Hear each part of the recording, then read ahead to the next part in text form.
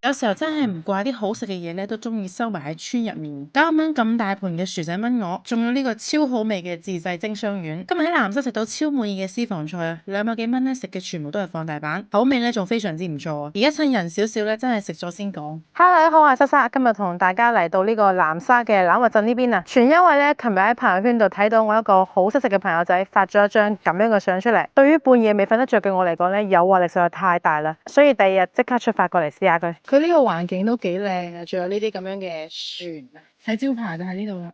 我覺得好似入咗人哋屋企咁喎，嚇真係咪人哋屋企嚟嘅呢度？哦，串入嚟呢度。你好，有飯食未啊？有啊，咁我唔講得嘛。啊？唔講得嘛。係咯，我自己啫嘛。呢個係雜菜嚟㗎，係咪啊？雜菜湯。啊，呢個雜菜湯，咁呢個咧？粉腸。係要多個粉腸，跟住我仲想要呢個。今日咧係完全按照我朋友嘅圖片嚟點餸嘅，係咧俾佢多點咗呢個雙丸。上湯嘅份量咧真係嚇親咗我，點咗個雜菜湯，竟然仲有一份咁大碟嘅青菜。唔怪之啱啱叫我唔好點咁多啦，俾你睇下佢哋份量幾犀利。粉腸係咁大碟嘅，連碟青菜都係放大版。雜菜湯入面咧係有啲雞紅啦、雞腳啦，仲有鵝腎。啊，好甜啊！佢入面放嘅係大芥菜，仲有奶油白菜。薯仔碌鵝睇個鵝身夠口咧，都知道係夠細日子。我形容佢呢個味道咧，就係屋企入面整碌鵝嘅味道，即係佢呢個鑊入面多放2隻鵝咧，都煮唔出呢種味。佢同恩平嘅碌鵝咧又好唔一樣，佢嘅味道咧係稍微會偏淡，跟住帶少少甜度嘅。鵝髀，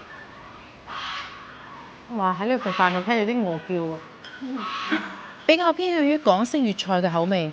下邊係變咗啲薯仔。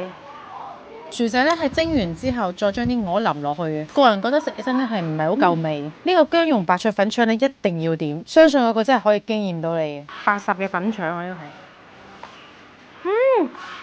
好食。你聽我呢個反應真係唔係扮嘅，係真係好好食。佢啲薑蓉咧打到好幼啊，同呢個粉腸超夾，食到我都停唔到口啦。底下仲有啲豬肚啊，但係我都係比較中意食粉腸。個粉腸比個豬肚仲好食。我考試翻得啦。再嚟一個蒸雙丸，都係咁樣篤起身食咧會比較方便啲，食落去就好結實嘅口感啊，可以食得出入面係冇加咩粉嘅，啖啖都係肉嘅感覺咧，好實在，好頂肚啊！食咗2個好似食一碗飯咁。雖然我係為咗個碌鵝嚟啊，但係我發現呢個大腸同埋個肉丸咧更加驚豔到我。配咗呢個泡椒豉油咧，都話好好食，叫我試下。啊，好辣啊！好辣，好辣，好辣啦！呢個辣椒唔好輕易嘗試，真係好辣。最後埋單咧係265蚊，呢個份量係足夠5到6個人食，完全都冇問題。